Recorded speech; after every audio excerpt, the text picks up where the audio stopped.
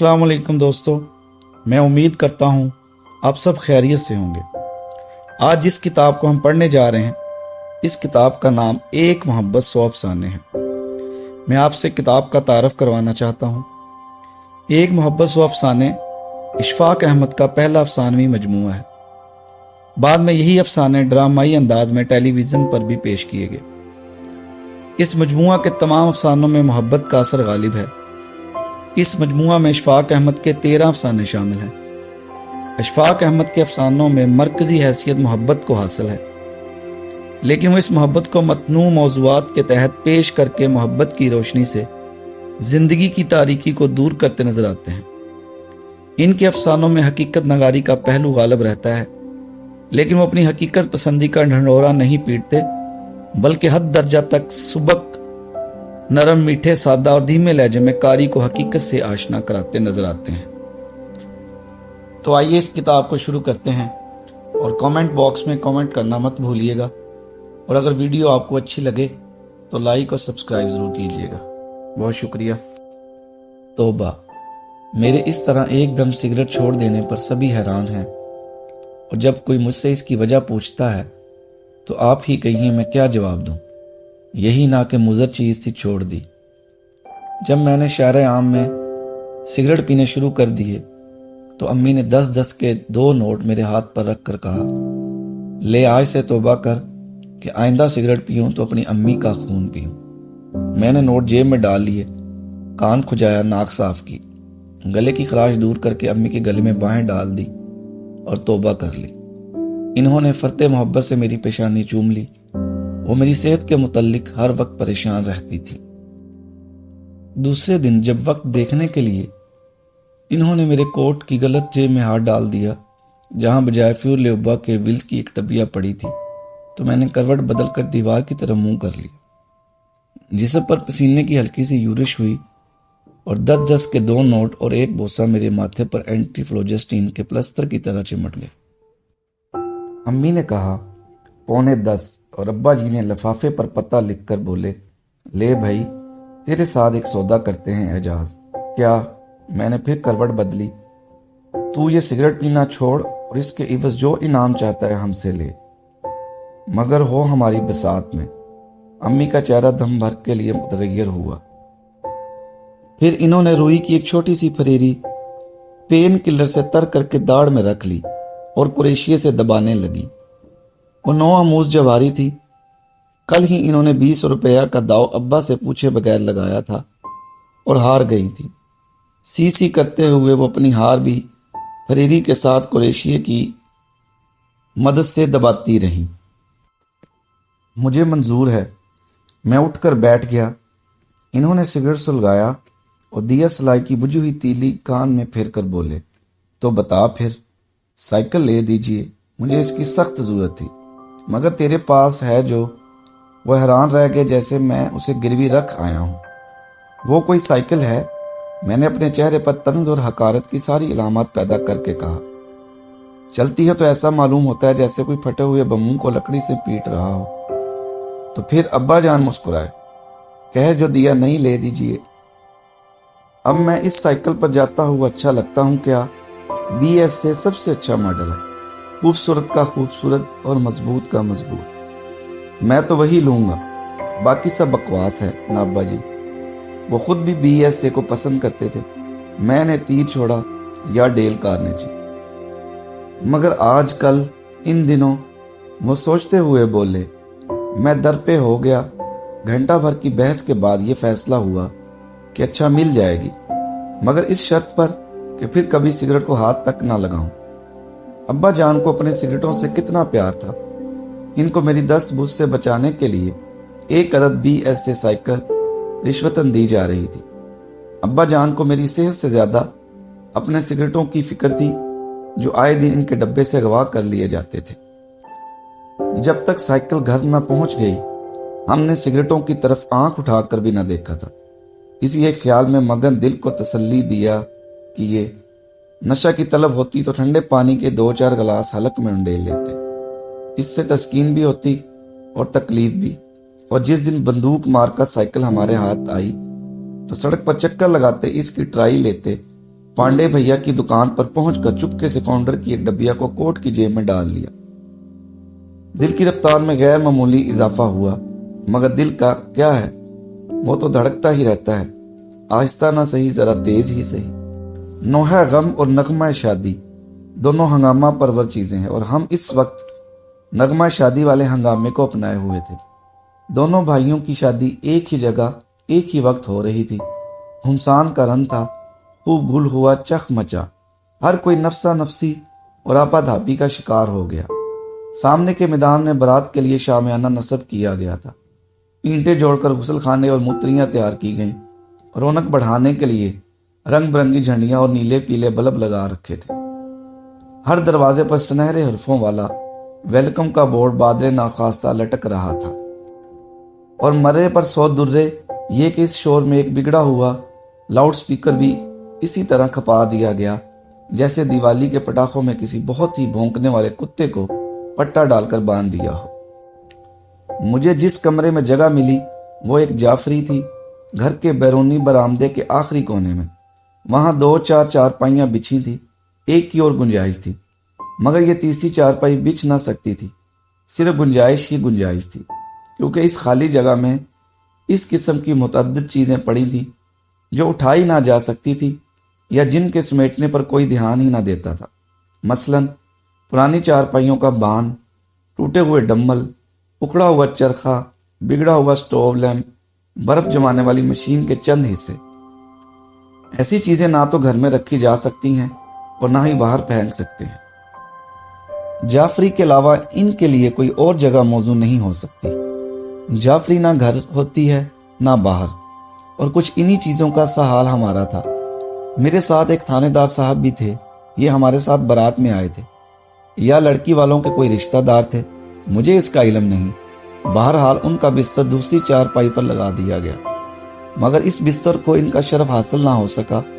کھنٹی پر وردی لٹکا کر وہ ایسے غائب ہوئے کہ ان کی آمد کا یقین ہی نہ ہوتا تھا۔ یوں معلوم ہوتا تھا جیسے کھنٹی پر وردی کہیں سے آ کر چمگادر کی طرح خود بخود لٹک گئی ہو۔ ساتھ والے کمرے کی 2 کھڑکیاں جعفری میں کھلتی تھیں، یہاں دونوں دلہنیں مانجے بیٹھی تھیں۔ کبھی کبھار ہلکی سی خسر پھسر یا دبی دبی ہنسی کی آواز اس کمرے سے بلند ہوتی اور پھر خاموشی چھا جاتی۔ میری پائنتی کی طرف میز پر ایک گرامون اور ایک ایمپلیفائر پڑا تھا، یہاں سے 2 تاریں باہر بانس سے بندھے ہوئے بھونپو کو جاتی تھی، اور سرہانے کی طرف ایک تپائی تھی، اس پر ایک پھٹا ہوا رسالہ اور اون کا 2-3 گز لمبا الجھا ہوا تاگا پڑا تھا۔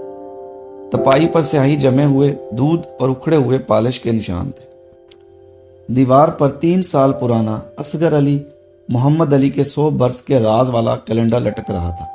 چارپائی کے نیچے انگنت پرانے بوٹ، سلیپر، سینڈل اور پوٹھوہاری جوتے پڑے تھے، اور فرش پر گرد کے علاوہ سرخ بجری کے چھوٹے چھوٹے ذرات جو جوتوں کے ساتھ اندر چلے آتے تھے غالیچے کی طرح بچھے ہوئے تھے۔ یہ جگہ اچھا خاصا کمرہ ہی تو تھی، پھر یہاں بیٹھ کر ہر کوئی ادھر ادھر کی ہر چیز کا جائزہ اچھی طرح سے لے سکتا تھا۔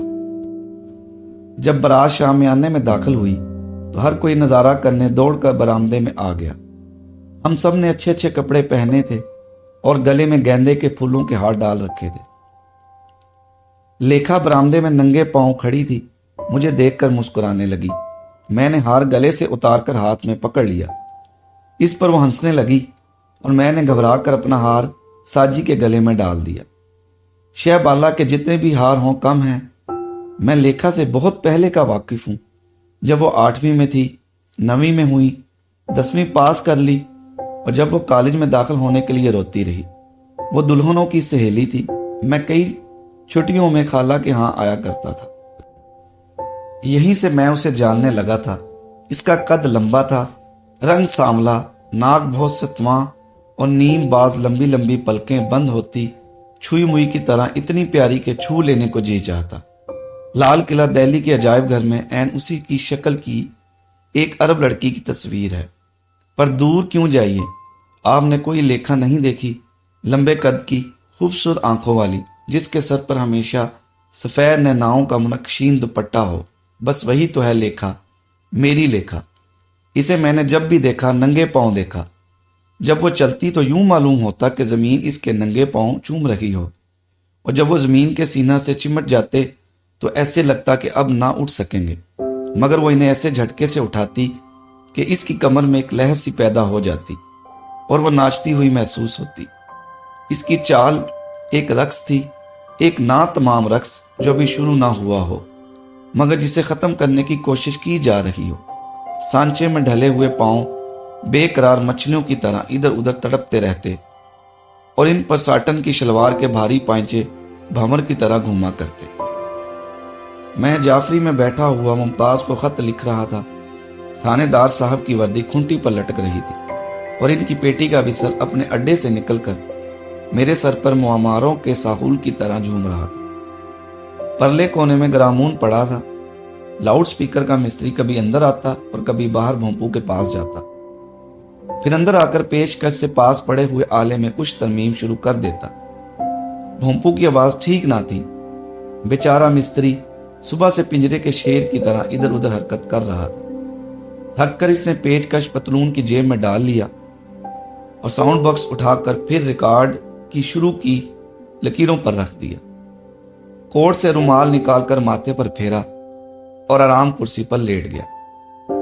اچانک پھر اچھلا اور باہر بھونپو کے پاس جا کھڑا ہوا۔ اس طرح کے 150-200 پھیرے مار چکا تھا، میل بھر کی مسافت طے کر لی ہوگی۔ میں نے دیکھا وہ بھونپو کے پیچ کھول یا کس رہا تھا۔ میں پھر خط لکھنے لگا۔ وصل اسی حالت میں جھوم رہا تھا اور ایسا محسوس ہوتا تھا کہ اگر میں نے اسے دیکھا تو وہ بجنا شروع کر دے گا۔ برآمدے کے آخری سرے پر بچے کھیل رہے تھے۔ 2 کتاریں تھیں، زرق برق لباس تھے اور ننھے ننھے گیت۔ جب وہ ایک دوسرے کی طرف بڑھتے تو ایسا معلوم ہوتا جیسے رنگ برنگی پریاں جادو بھرے گانے گاتی جھلملاتے ہوئے چراغ لیے پھرتی ہیں۔ لڑکیوں کے بالوں میں ریبن بندھے تھے اور آنکھوں میں سرما تھا۔ لڑکوں کی جیبوں میں کھانے پینے کی چیزیں ٹھسی ہوئی تھی اور ہاتھوں میں ننھی ننھی چھڑیاں تھیں۔ وہ ہم ٹھنڈی موسم سے آئے ہیں کھیل رہے تھے۔ جب ان کا ہنگامہ بہت بڑھ گیا تو بیٹھک کے دروازے سے لیکھا نکلی ننگے پاؤں اور مجھے جعفری میں بیٹھا ہوا دیکھ کر کھسکتی کھسکتی جعفری سے آ لگی۔ میں نے خط لکھنا بند کر دیا۔ لمحہ بھر کے لیے اسے دیکھ کر میں بچوں کا تماشا کرنے لگا۔ ساجی کی باری تھی۔ وہ ایک قدم آگے بڑھا اور جھوم جھوم کر گانے لگا، ہم ٹھنڈی موسم سے آئے ہیں۔ اور پھر ساری کتار کا جائزہ لے کر اس نے لیکھا کی چھوٹی بہن کی کلائی پکڑ لی اور کہا ہم اس کو لینے آئے ہیں، اور اپنی کتار کی طرف لے چلا۔ مخالفوں نے شور مچایا کہ اس کو نہیں، نام لو۔ ساجی پریشان ہو کر ٹکر ٹکر دیکھنے لگا۔ اس کے لیے یہ بہت بڑا صدمہ تھا۔ بڑی بھاری کامیابی 1 منٹ میں ذلیل ترین شکست بن گئی۔ وہ گھبرا سا گیا۔ میں نے میز پر پینسل بجا کر لیکھا کو اپنی طرف متوجہ کیا، جو کھڑکی سے کمر لگائے انہیں دیکھنے میں حد درجہ مشغول تھی۔ وہ مڑی اور مسکرانے لگی۔ اس کا نام کیا ہے؟ میں نے پوچھا۔ روپا۔ وہ پھر مسکرائی اور جھک کر اپنی پنڈلی پر پڑی ہوئی ساٹن کی شلوار کھجانے لگی۔ میں جعفری کی دیوار کے پاس آیا، سوراخ کے پاس منہ کر کے زور سے بولا، ساجی ساجی، ہم روپا کو لینے آئے ہیں، ہم روپا کو۔ اور پھر ایک دم میں نے اپنے منہ پر ہاتھ رکھ لیا۔ مجھے ایسا لگا جیسے میں کہہ رہا ہوں ہم لیکھا کو لینے آئے ہیں۔ مجھے اس طرح دیکھ کر وہ ایک دفعہ پھر مسکرائی۔ بچے شور مچانے لگے، ہم نہیں کھیلتے، ہم نہیں کھیلتے، اور ایک غدر مچ گیا۔ میں اور لیکھا ہنسنے لگے۔ مصری پیچکش لے کر گھبرایا ہوا اندر داخل ہوا اور آئی سی کہتا ہوا پھر ایمپلیفائر پر ٹوٹ پڑا۔ لیکھا نے قہر آلودہ نظروں سے اسے دیکھا اور واپس چلی گئی۔ ننگے پاؤں اور میں لٹکتے ہوئے وصل کو تکنے لگا۔ سامنے دیگیں پک رہی تھی، کھانے پکانے کی چیزیں ادھر ادھر پھیلی ہوئی تھی۔ دن کی روشنی میں آگ کی چمک اور لہسن اور پیاز کی کچی پکی خوشبوئیں کچھ اس طرح سے مل گئی تھی کہ ساری فضا پلاؤ کی ایک بڑی سی رکابی معلوم ہوتی تھی۔ چاولوں کو دم دے رکھا تھا۔ باورچی ٹین کی کرسی پر بیٹھا ہوا پستے کی ہوائیاں کاٹنے لگا۔ اس کے پاس ایک لڑکا کشمش صاف کر رہا تھا۔ 2 اور لڑکے چینی کی رکابیاں گرم پانی میں کھنگال رہے تھے۔ وہ للچائی ہوئی نظروں سے کشمش کو دیکھتے اور حسرت سے اس لڑکے کو جو ہر دوسرے منٹ کے بعد 10-15 دانے منہ میں ڈال لیتا اور پھر انہیں اس پھرتی سے چباتا کہ دیکھنے والوں کو پتہ نہ چل سکے۔ اس نے اپنے سر کو دونوں گھٹنوں میں دبا رکھا تھا باورچی نے پستے کی تھالی زمین پر رکھ دی اور ٹین کی کرسی کی پشت پر پل پڑا۔ وہ ذرا سی دیر کے لیے کسمسائی چرچرائی اور پھر خاموش ہو گئی۔ اس دفعہ مسلم لیگ جیتے گی۔ اس نے پھندنا پکڑ کر ٹوپی اپنے سر سے کھینچی اور اسے انگلی پر گھمانے لگا۔ کیا نام لیگ کا سب سے بڑا افسر آیا تھا؟ ہماری تو ساری کی ساری برادری کیا نام ادھر ہی وہ دے گی؟ اپنے باپ دادا تو سالے ساری عمر بکتے ہی رہے ہیں، پر ہم سے تو وہ نہیں ہو سکتا کہ اتنے رتبہ کے آدمی کی وہ نہ مانے اور دور پلی لے کر بھگت جائیں ادھر۔ اور پھر وہ ٹوپی کو انگلی پر گھماتے گھماتے اونگنے لگے۔ لڑکے نے دونوں ہاتھوں سے کشمش پر دھاوا بول دیا۔ باورچی نے ایک دم آنکھیں کھول لی۔ کھائے جا سالے، تیرے باپ کی گانٹ سے تھوڑی جاتا ہے، پر مجھے یہ بتا، زردے میں تیری ماں کا بھیجا ڈالوں گا۔ لڑکے نے شرمسار ہو کر سارا سر گھٹنوں میں گھسیٹ لیا اور رکابیاں صاف کرنے والے کھلکھلا کر ہنسے اور دیر تک ہنستے رہے۔ ظہیر بھیا جعفری میں آئے، مجھے اس طرح بیٹھا دیکھ کر حیران رہ گئے۔ ارے تم یہاں ہو؟ شادی میں یہ کیا روکھا چہرہ بنا رکھا ہے؟ انہوں نے میرے کندھے پر ہاتھ مار کر کہا، یہاں آئے ہو تو رومانس لڑاؤ، ایسے موقع ہر روز نہیں ملا کرتے۔ کچھ ہے پریکٹس؟ مجھے ان کی یہ بے وقت آمد بری معلوم ہوئی۔ ہم چھم سے جو آئے تو کیا ہو سوچ رہے تھے اور وہ دھم سے آ گئے۔ پریکٹس میں نے دہرایا، تھوڑی سی ہے۔ ایف اے کے زمانے میں گرمیوں کی چھٹیوں میں ایک دفعہ رومانس لڑایا تھا۔ شدت کا ملیریا ہوا اور پھر پایوریا ہو گیا۔ پھر سے اس کی جرت نہیں کی، بلکہ تاب ہی نہیں۔ وہ ہنسنے لگے اور سگریٹ طلب کیا۔ بڑے ادب سے 2 سگریٹ چیر کر انہوں نے تمباکو اپنے پائپ میں رکھا، دیا سلائی دکھائی اور چیر یوں کہہ کر چلے گئے۔ لیکھا لیکھا۔ وہ میری جعفری کے آگے سے پھسلی جا رہی تھی۔ میری آواز سن کر ٹھٹکی اور جعفری کے قریب آ گئی۔ اس دفعہ اس کے پیروں پر دھول کی ہلکی سی تہ تھی۔ اس نے بند ہوتی چھوئی موئی سے مجھ کو دیکھا۔ وہ جانے لگی تو میں بے چین ہو گیا۔ بس، میں بولا اور جیب سے سگریٹ نکال کر سلگایا۔ وہ ٹھہر گئی۔ یہ سلیٹی پنسلیں نہ چھٹ سکی آپ سے، پتہ نہیں ان میں کیا مزہ ہے، یہ کہہ کر وہ چل دی اور پھر نہ رکی۔ نہ ہی میں نے روکا، مزے سے سگریٹ پیے گیا۔ ایک کھڑکی آدھی کھلی تھی، اس میں سے ملی جلی آوازیں آ رہی تھیں۔ میں نے گردن اٹھا کر دیکھا، دونوں دلہنیں گٹھریاں بنی پڑی تھیں۔ لیکھا زمین پر بیٹھی 2-3 لڑکیوں سے مٹھار مٹھار کر باتیں کر رہی تھی۔ چل، ایک لڑکی نے جواب دیا۔ شاید لیکھا نے کچھ کہا تھا۔ دفان ہو مردار، وہ لڑکی پھر چلائی۔ اس دفعہ بھی مجھے لیکھا کے الفاظ سنائی نہ دیے۔ اچھا ری، اب ہمیں دفان ہونے کو کہتی ہے؟ اب کہ اس کی آواز صاف سنائی دی۔ لے بھائی، ناراض ہو گئی ہو؟ اس لڑکی نے چمکار کر کہا۔ دفان کے معنی پتہ کیا ہیں؟ سنو، اس کا مطلب ہے خدا کرے تمہارا بیاہ جلدی ہو اور تم اپنے خاوند کے ساتھ فوراً چلی جاؤ۔ واہ رے میری مٹکو، اپنی اس نئی ڈکشنری کو کب شائع کرو گی؟ لیکھا نے پوچھا اور وہ ہنستی ہوئی اس کے گلے سے چمٹ گئی۔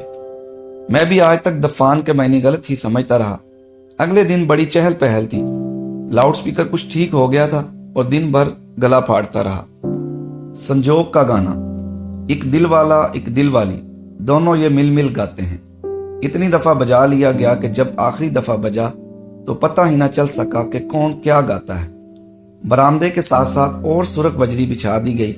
شامیانے کے چاروں طرف ہرے پیلے بلبوں والا ویلکم لٹکا دیا گیا۔ دیگوں کے پاس شاگرد پیشہ لوگوں کا اضافہ ہو گیا اور کرسیاں اور صوفے منگائے گئے۔ رات کو نکاح تھا، 2 دل والے اور 2 دل والیاں ملائی جا رہی تھی۔